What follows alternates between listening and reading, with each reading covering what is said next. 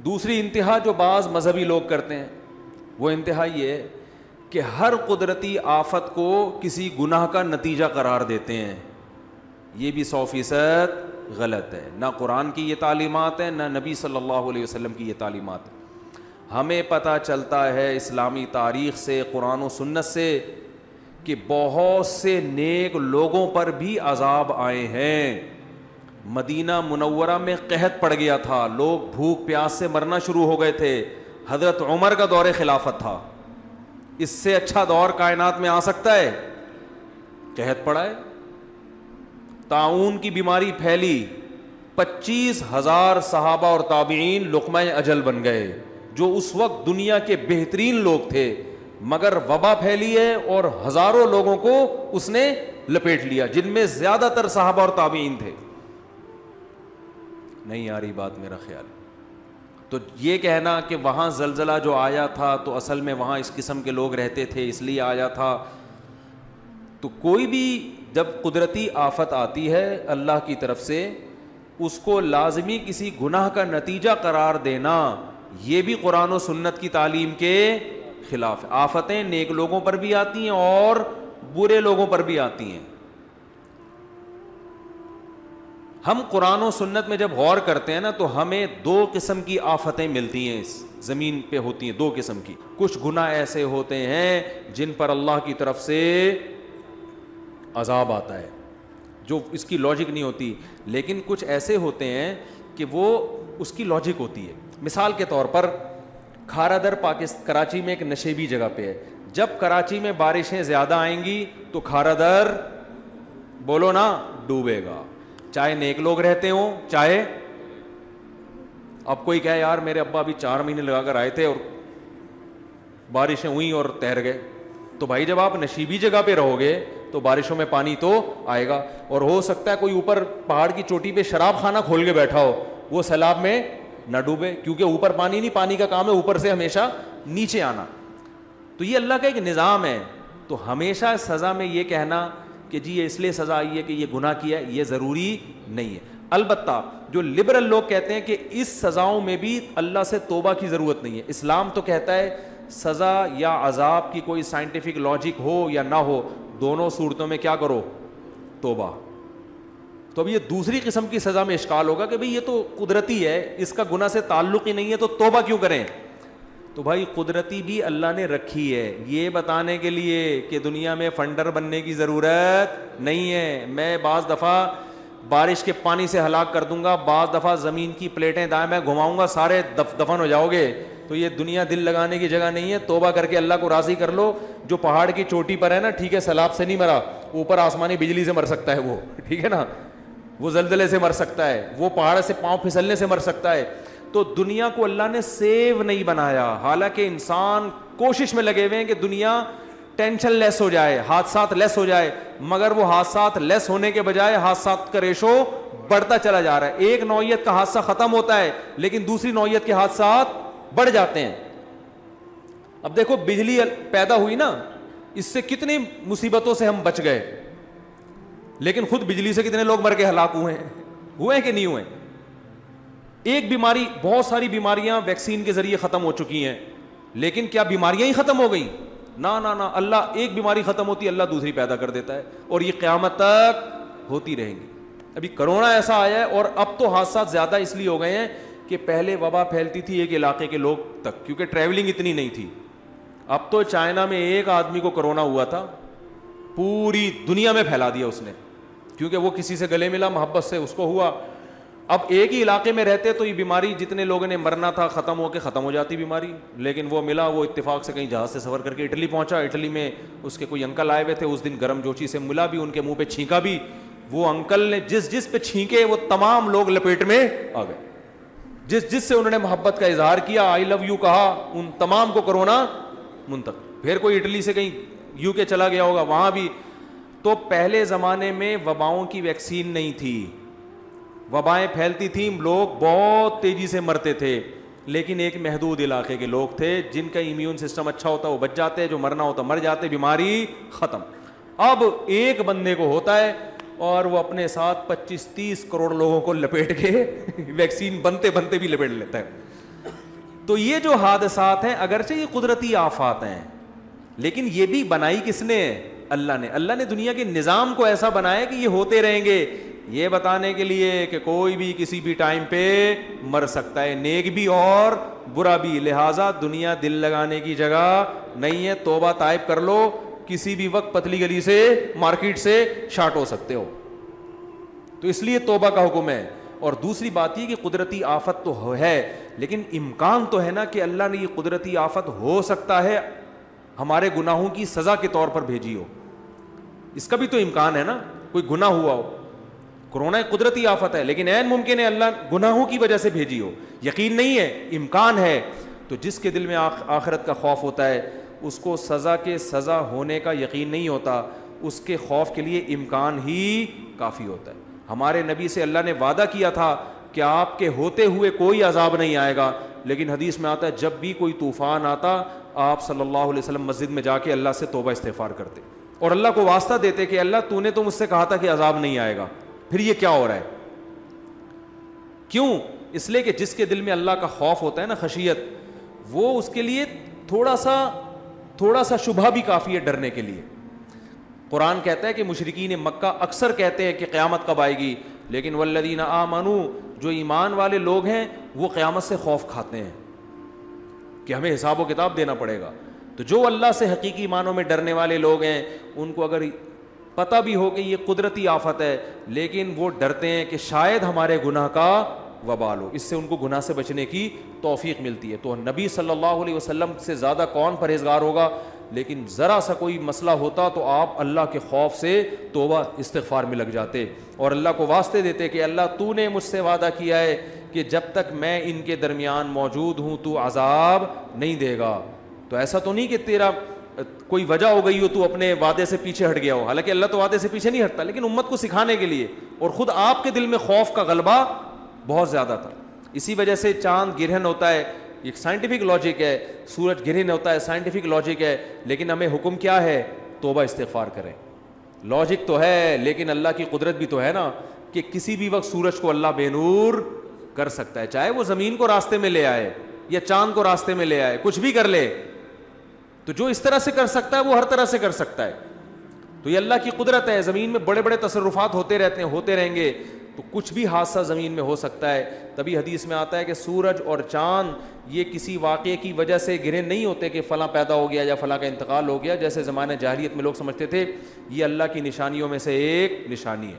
سائنسدان تو بتائے گا بھائی زمین درمیان میں آ گئی تھی تو روشنی نہیں پہنچ رہی تھی تو یہ ہو گیا، وہ ٹھیک ہے، لیکن زمین درمیان میں آ کے سورج کا بے نور ہو جانا یہ چھوٹا واقعہ نہیں ہے۔ اس کا مطلب اس کائنات کو اللہ نے ایسے نظاموں پہ چلایا ہے کہ یہاں معمول سے ہٹ کے واقعات ہو سکتے ہیں، اور معمول سے جب آپ ہٹو گے تو یہ چھوٹے واقعے بھی انسان کے لیے بڑی تباہی کا ذریعہ بن جاتے ہیں۔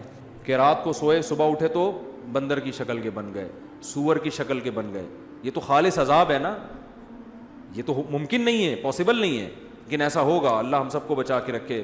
فرمایا خسفن، زمین میں لوگ دھسیں گے بھی، حالانکہ زلزلے کی کوئی وجہ بولو بھائی نہیں، جیسے قارون زمین میں دھس گیا تھا، کوئی وجہ تھوڑی تھی۔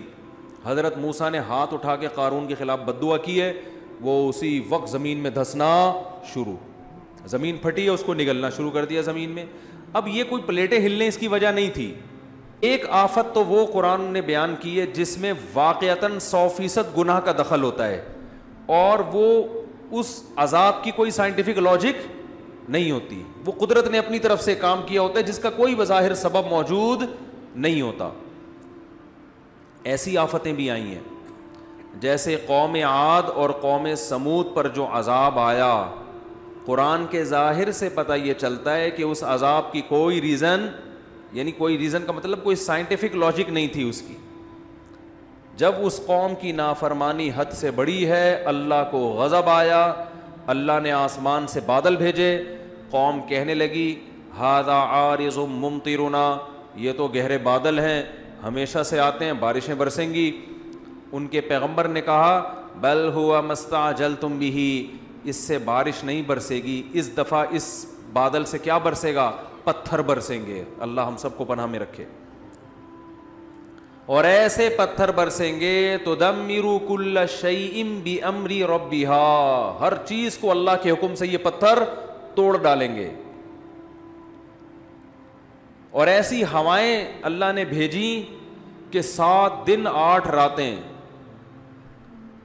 سخرہا علیہم 7 لیال و 8 ایام، 7 راتیں اور 8 دن. ایسی ہوا چلے گی کہ جو تمہیں اٹھا کے پٹخ دے گی.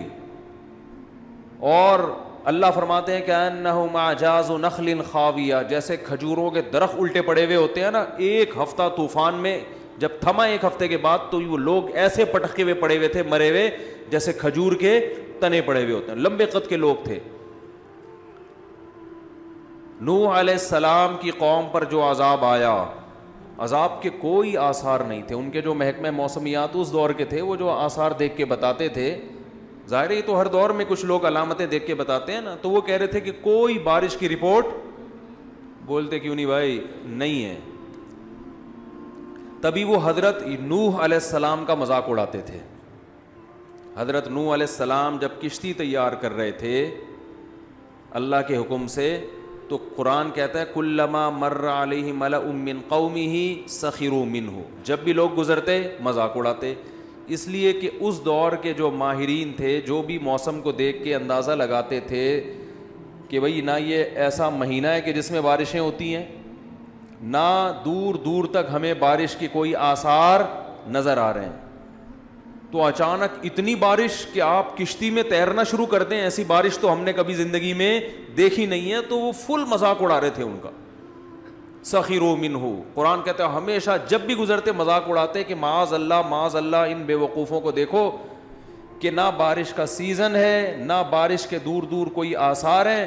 اور اگر بالفرض بارش غیر متوقع ہو بھی گئی تو اتنی بارش تو ہم نے زندگی میں کبھی نہیں دیکھی کہ آپ اس میں باقاعدہ کشتیاں بنا کے پہلے سے بیٹھنے کا انتظام کرو. یہ تو حماقت ہے.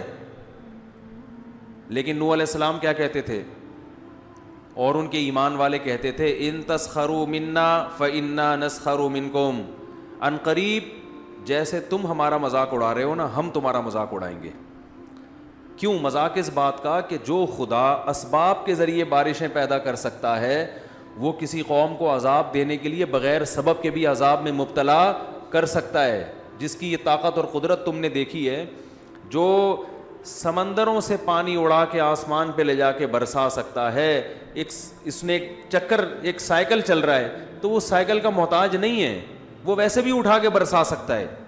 جس نے آدم اور حوا کو بغیر باپ اور ماں کے پیدا کر دیا، تو اب آپ یہ دیکھو کہ بغیر ماں باپ کے بچہ پیدا ہو ہی نہیں سکتا. تو آپ کہو کہ بھئی اب ناممکن ہے، تو اللہ کے لیے ناممکن تھوڑی ہے.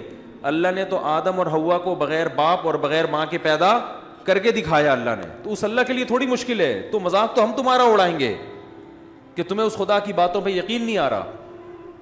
تو یہ وہ عذاب تھا جو اس دور کے سائنسدان، کیا اس دور کے سائنسدان بھی اس کی لاجک تلاش نہیں کر سکتے. دنیا میں ایسے بہت دفعہ ہوا ہے. لوط علیہ السلام کی قوم پہ پتھروں کی بارش ہوئی ہے، اور اللہ نے زمین کو اٹھا کے الٹا کر کے پٹخ دیا. اس کی کوئی لاجک نہیں ہے. یہ بھی ممکن ہے کہ ہو لاجک، اللہ نے لاجک پیدا کر دی ہو، کوئی وجہ پیدا کر دی ہو، لیکن ضروری نہیں ہے. اللہ یہاں اسباب کا محتاج نہیں ہے. تو ایک عذاب تو وہ ہوتا ہے جو بغیر کسی سبب کے اچانک مسلط ہو جاتا ہے، جس میں سائنسدان بھی حیران ہوتے ہیں، وہ کہتے ہیں ہمیں سمجھ میں نہیں آ رہا. تو یہ عذاب پچھلی امتوں میں زیادہ ہوئے تھے، اور نبی صلی اللہ علیہ وسلم نے فرمایا میری امت میں بھی ہوں گے مگر پچھلی امتوں سے کم ہوں گے، لیکن ہوں گے ضرور. آپ صلی اللہ علیہ وسلم نے فرمایا جب گناہوں کی کثرت ہوگی میری امت میں مسخ کے واقعات بھی ہوں گے، شکلیں تبدیل ہو جانا. بنی اسرائیل کو اللہ نے منع کیا تھا نا ہفتے کے دن شکار مت کرو، پھر بھی کیا انہوں نے. رات کو سوئے ہیں، صبح جب اٹھیں تو کچھ لوگ بندر بن چکے تھے اور کچھ لوگ سور اور خنزیر بن چکے تھے. یہ چیز سائنسدانوں کی سمجھ سے بولو بھائی باہر. جیسے حضرت عیسیٰ کو اللہ نے بغیر باپ کے پیدا کر دیا، سائنسدان مانیں گے اس کو؟ وہ کہتے ہیں بھائی لیبارٹری میں تو ایسی، یہ ممکن ہی نہیں ہے، لیبارٹری تو یہ کہتی ہے کہ یہ پاسبل نہیں ہے. حضرت عیسیٰ علیہ السلام مردوں کو کہتے تھے قم باذن اللہ، اللہ کے حکم سے کھڑا ہو جا، مردہ ایک دم زندہ ہو کے بیٹھ جاتا تھا. سائنسدان مانیں گے؟ بولتے کیوں نہیں بھائی، نہیں مانیں گے. لیکن دنیا کی اکثریت اس کو مانتی ہے، مسلمان بھی مانتے ہیں، عیسائی بھی، اور یہ دنیا کی اکثریت بن جاتے ہیں. اور دنیا کی اتنی بڑی قوم کا کسی جھوٹی خبر پہ جمع ہونا عقلاً ممکن نہیں ہے. ہر چیز سائنس سے نہیں پتہ چلتی، خبر سے بھی بہت سی چیزیں سائنسدانوں کی دسترس سے باہر ہیں. آج ہمارے جو یونیورسٹیوں کے طلبہ ہیں نا، وہ کہتے ہیں بس سائنسدان بتائیں گے تو مانیں گے ورنہ نہیں مانیں گے. اور بھائی یہ تو بے وقوفی کی بات ہے. خبر جو ہے نا، نیوز، اس میں اگر تواتر سے کچھ لوگ خبر بیان کر رہے ہیں تو اس کو بھی ماننا پڑتا ہے، چاہے وہ سائنس اس کو مانے یا نہ مانے. تو جیسے دنیا میں دو قسم کے لوگ ہوتے ہیں دنیا کے معاملے میں. ایک وہ لوگ جو دور اندیش ہوتے ہیں، وہ کہتے ہیں یار فوری رزلٹ نہیں بھی نکل رہا، بعد میں بھی نقصان ہوگا تو ابھی سے بچنا شروع کر دو. اور یہ لوگ اکثر فائدے میں رہ جاتے ہیں. جیسے ہم صحت ہی کی مثال دیکھ لیں کہ جو ذرا کیئر کرتے ہیں عام طور پر، وہ پھر ان بیماریوں سے اکثر بچ جاتے ہیں. 100% تو نہیں، کیونکہ دنیا میں اللہ نے رزلٹ 100% کسی کا رکھا ہی نہیں ہے. 100% صرف آخرت میں ہی ہے کہ آپ آخرت کے لیے کوئی عمل کریں گے تو اللہ فرماتے ہیں لا یظلم ربک احدا، تیرا رب ظلم نہیں کرے گا، اجر ضائع نہیں کرے گا. جو نیکی کرے گا تو ایک کے بجائے 10 گنا بڑھا کے کم سے کم دوں گا میں. قرآن میں ہے نا کہ جو دنیا کی کھیتی طلب کرتا ہے نوتیہ منہا، اس میں سے کچھ دیں گے ہم. جتنی دنیا چاہے گا ساری نہیں ملے گی، کچھ ملے گی. اور یہ کچھ بھی اس کو ملے گی من نشا، جس کو ہم چاہیں گے، ورنہ ککھ بھی نہیں ملے گا. لیکن عام طور پر مل جاتی ہے، ہمیشہ نہیں، عام طور پر مل جاتی ہے. اس لیے دنیا میں بھی محنت کا حکم ہے. صحت کے حوالے سے محنت کرو، پیسے کے لیے محنت کرو، عزت کے لیے محنت کرو. رزلٹ 100% نہیں ہے لیکن 70% بھی ہو تو چلو ہم 70% لوگوں میں آ جائیں. 100% نہیں ہے. اگر 100% ہوتا نا تو یہ نظام عالم تباہ ہو جاتا. اللہ نے یہ بھی کہا ہے کہ میری مرضی ہوگی تو رزلٹ ہوگا، تاکہ دنیا سے لوگ دل نہ لگائیں. دیکھو دونوں چیزیں رکھی ہیں. محنت کرو گے اکثر ملے گا، یہ اس لیے کہ تاکہ محنت کرو، ورنہ سب ہاتھ پہ ہاتھ رکھ کے تقدیر پر ایمان لا کے بیٹھ جاتے ہیں. کوئی محنت کرتا ہی نہیں تو بھی دنیا کا نظام کیا ہو جاتا؟ برباد. لوگ بیمار ہوتے، علاج نہیں کرتے، ڈاکٹروں کی واٹ لگ جاتی بیچاروں کی. ایسا ہی ہے نا، ان کے گھروں کے چولہے بند ہو جاتے تو کچھ بھی نہیں ہوتا. تو اس لیے اللہ نے محنت پہ رزلٹ رکھا ہے تاکہ لوگ محنت کرتے رہیں.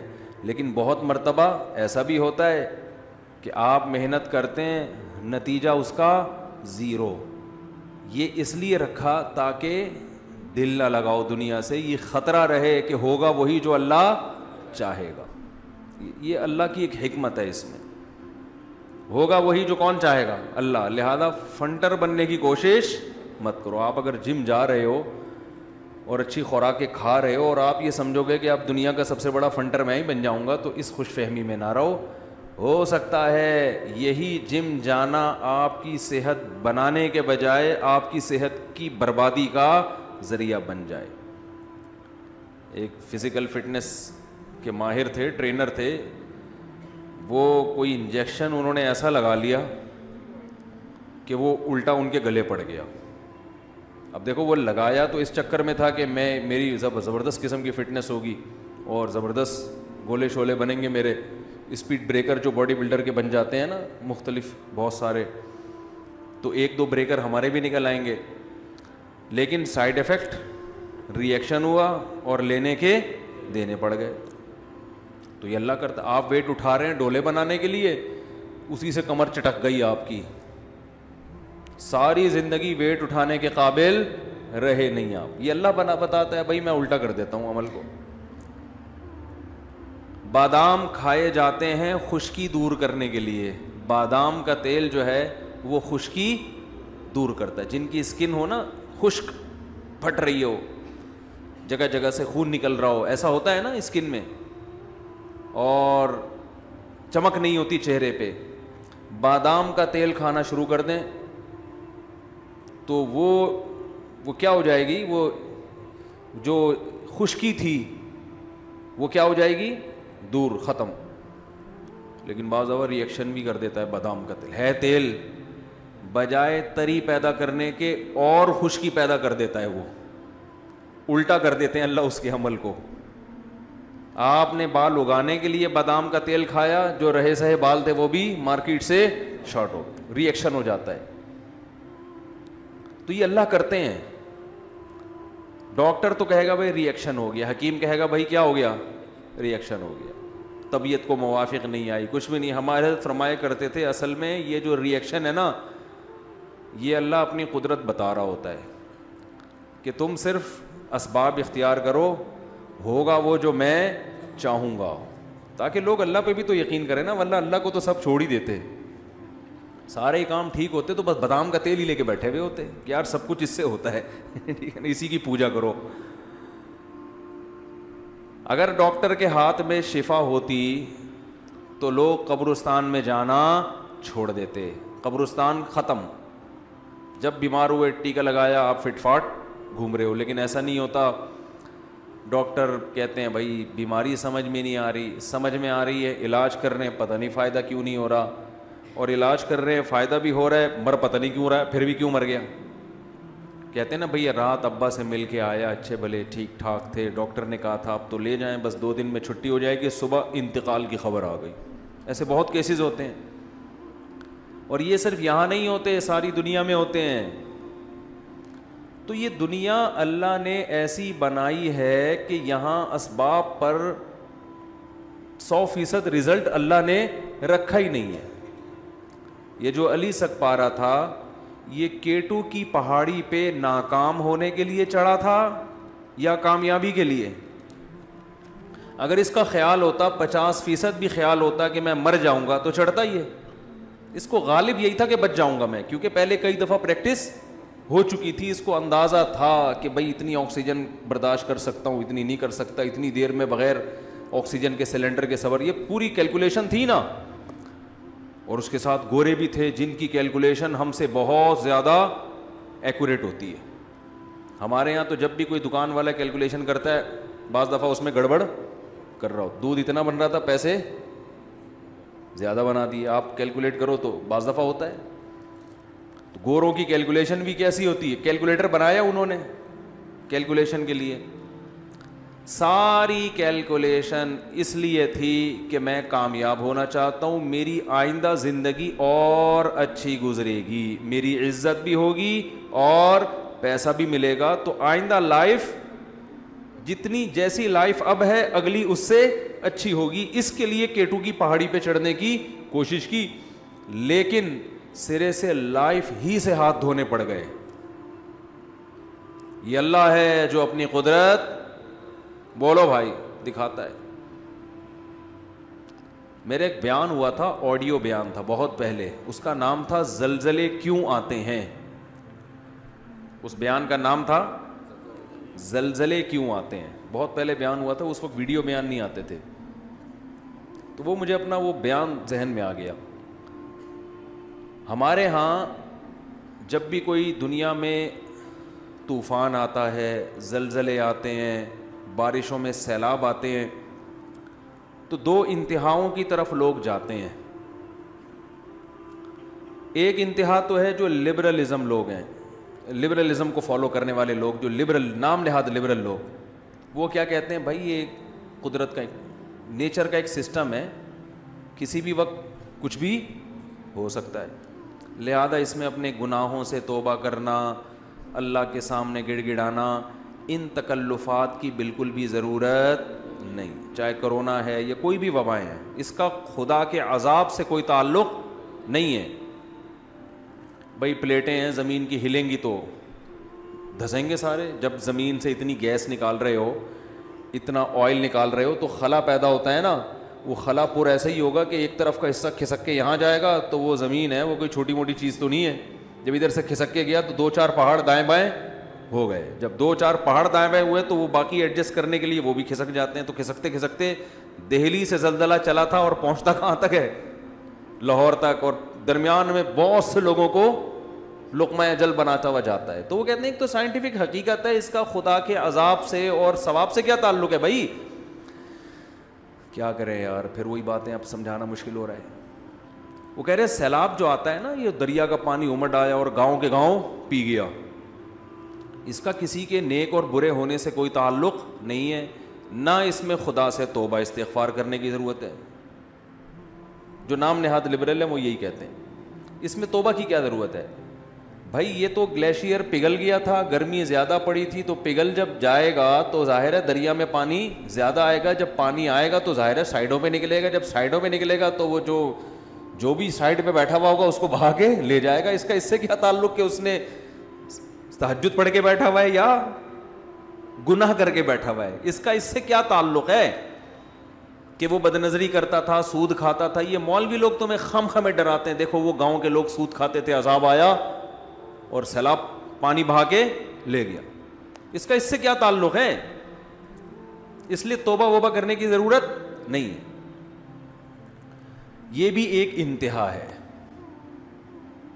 دوسری انتہا جو بعض مذہبی لوگ کرتے ہیں وہ انتہا یہ ہے کہ ہر قدرتی آفت کو کسی گناہ کا نتیجہ قرار دیتے ہیں. یہ بھی 100% غلط ہے. نہ قرآن کی یہ تعلیمات ہے، نہ نبی صلی اللہ علیہ وسلم کی یہ تعلیمات ہے. ہمیں پتہ چلتا ہے اسلامی تاریخ سے، قرآن و سنت سے، کہ بہت سے نیک لوگوں پر بھی عذاب آئے ہیں. مدینہ منورہ میں قحط پڑ گیا تھا، لوگ بھوک پیاس سے مرنا شروع ہو گئے تھے. حضرت عمر کا دور خلافت تھا. اس سے اچھا دور کائنات میں آ سکتا ہے؟ قحط پڑا ہے، طاعون کی بیماری پھیلی، 25,000 صحابہ اور تابعین لقمہ اجل بن گئے، جو اس وقت دنیا کے بہترین لوگ تھے. مگر وبا پھیلی ہے اور ہزاروں لوگوں کو اس نے لپیٹ لیا، جن میں زیادہ تر صحابہ اور تابعین تھے. نہیں آ رہی بات میرا خیال. تو یہ کہنا کہ وہاں زلزلہ جو آیا تھا تو اصل میں وہاں اس قسم کے لوگ رہتے تھے اس لیے آیا تھا، تو کوئی بھی جب قدرتی آفت آتی ہے اللہ کی طرف سے، اس کو لازمی کسی گناہ کا نتیجہ قرار دینا، یہ بھی قرآن و سنت کی تعلیم کے خلاف ہے. آفتیں نیک لوگوں پر بھی آتی ہیں اور برے لوگوں پر بھی آتی ہیں. ہم قرآن و سنت میں جب غور کرتے ہیں نا تو ہمیں 2 قسم کی آفتیں ملتی ہیں، اس زمین پہ ہوتی ہیں 2 قسم کی.